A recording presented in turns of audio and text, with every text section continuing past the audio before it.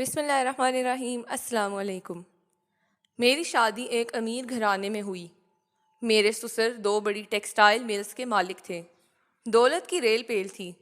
دنیا کی ہر آسائش میسر تھی۔ میرے شوہر ان کی اکلوتی اولاد تھے۔ میں اپنی قسمت پر نازاں تھی۔ کتنی لڑکیاں ہیں جن کی ایسے خواہشات پوری ہوتی ہیں۔ اس گھر میں ہم 4 لوگ تھے، ایک سسر، ایک میرے شوہر، ایک میں، اور جی ہاں، ایک میرے سسر کی دور دراز کی کافی عمر رسیدہ خاتون تھیں۔ میرے شوہر کا کہنا تھا کہ ان کی اولاد نے ان کو در بدر کی ٹھوکریں کھانے کے لیے چھوڑ دیا اور پھر میرے سسر انہیں گھر لے آئے۔ عمر 70-80 کے لگ بھگ تھی، بخاموش فطرت تھی، لیکن بس مجھے ان سے چڑ تھی۔ مجھے ایسے معلوم ہوتا تھا کہ میری راجدھانی میں وہ ایک بوجھ ہیں، میرے سپنوں کے محل میں بدنما داغ ہیں۔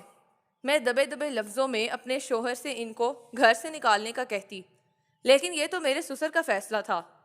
میرے شوہر کا کہنا تھا کہ ان کے گھر میں دولت کی ریل پیل اور برکات اماں کو پناہ دینے کے بعد شروع ہوئیں، اور ابو کبھی بھی یہ بات نہیں مانیں گے۔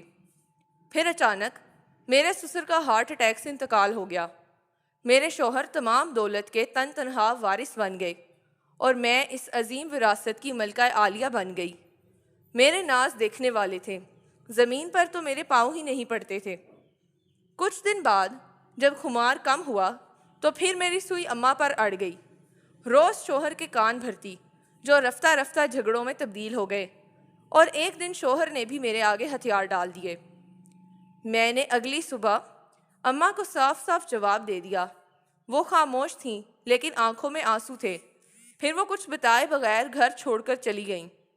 میرا اور ان کا کوئی مقابلہ نہ تھا، لیکن میں یہ یک طرفہ مقابلہ جیت چکی تھی اور فتح کے نشے سے سرشار تھی۔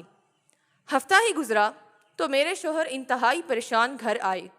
معلوم یہ ہوا کہ میرے سسر پر کافی بینک قرضہ تھا، اس کے علاوہ لوگوں کا ادھار بھی تھا۔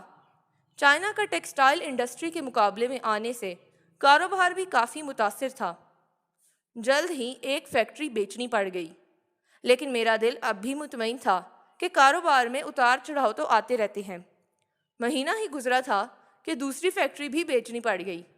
بینک نے اپنا قرضہ لے کر بدلے میں مکان فروخت کروا دیا، اور ہم ایک چھوٹے کرائے کے مکان میں منتقل ہو گئے۔ میرے شوہر نے بچی کچی آمدنی سے ایک چھوٹا سپننگ یونٹ خرید لیا، اور اس طرح زندگی کا پہیہ چلنا شروع ہوا۔ میری سب شاہانہ عمارت زمیں بوس ہو گئی۔ مجھے احساس جرم نے گھیر لیا۔ میں نے ایک بے بس، لاچار اور ضعیف عورت کو بے گھر کیا۔ میرا اپنا سپنوں کا محل بکھر کر رہ گیا، اور یہ زوال اماں کے جانے کے بعد ہی شروع ہوا۔ مجھے اپنے سسر کی بات درست معلوم ہونے لگی۔ جس طرح عروج اماں کے آنے سے شروع ہوا تھا، اسی طرح اماں کے جانے سے رخصت ہو گیا تھا۔ ہم کو سمجھنا چاہیے، گھروں میں بزرگوں سے ہی برکت ہوتی ہے۔ بزرگوں کی دعائیں ہی ہوتی ہیں جن کی وجہ سے گھر میں خیر و برکت ہوتی ہے۔ اللہ پاک بزرگوں کا سایہ ہمیشہ سلامت رکھے، آمین۔